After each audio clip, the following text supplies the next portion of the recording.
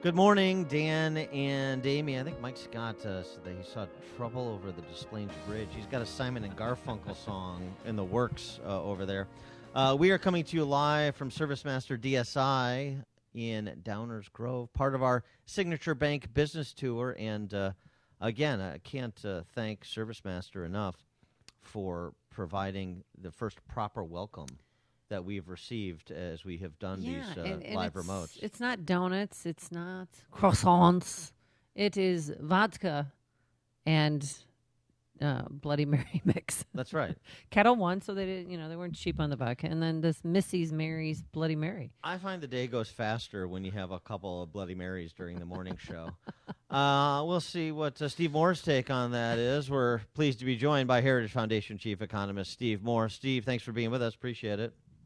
Hi, guys. Good morning. You're making me hungry. Yeah, and thirsty. Big news yesterday in a particular area of interest for you, and that's the energy sector. Trump greenlights the completion of the Dakota Access Pipeline. What does that mean for job creation and energy independence for our fair country?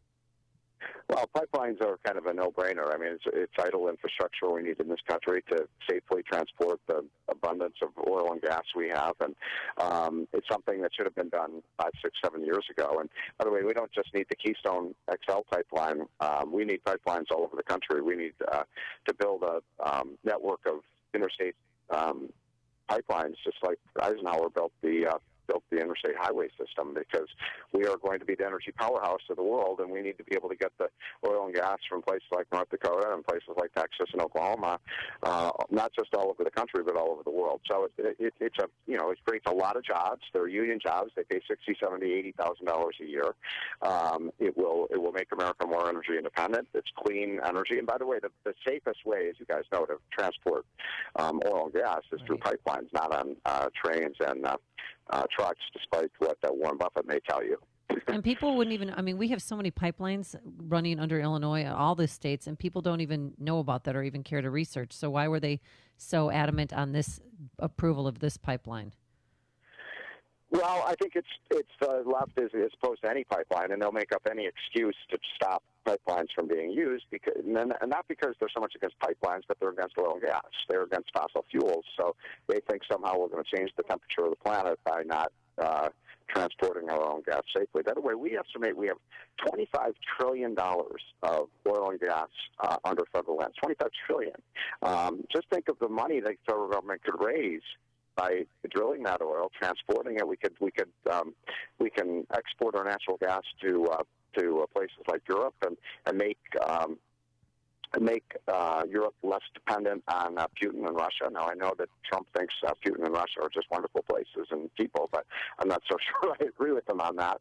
And, we can, every time, let me put it very simply, guys, every time we drill for a barrel of oil in the United States, it's one less barrel of oil that we have to get from countries that are trying to kill us. So why wouldn't we do this? It's good for security and the economy. You raised the issue of climate change and the debate that we're told constantly by the left is over. It turns out it's not. Dr. John Bates, former principal scientist at the National Climatic Data Center in Asheville, North Carolina, blew the whistle on NOAA, another one of these alphabet soup agencies, National Oceanic and Atmospheric Administration, saying that the 2015 study claiming there was no 15-year pause in global warming was junk science, was them cooking the books, as it were. NOAA has responded saying it will review the allegations by the former scientists that researchers rushed the study to influence policymakers at the Paris Accords and the like. What's your kind of reaction to the reporting on this in this topic area? Well, here, look, I'm not certainly a scientist. I'm not expert on what the climatologists are saying, but I will say this. First of all, I want to do a shout-out for my friends at the Heartland Institute there in Chicago. Yes. As you know, Dan and Amy, they've done an amazing job of exposing a lot of the scientific flim-flam that goes on in the people who are the climate change alarmists. But let's just accept the fact that the science is real and that there's been some warming of the climate. We're not going to stop that from happening by stopping producing American energy. energy. I mean, that's just stupid. All you're going to do is transfer the oil and gas production outside of the United States to places like China.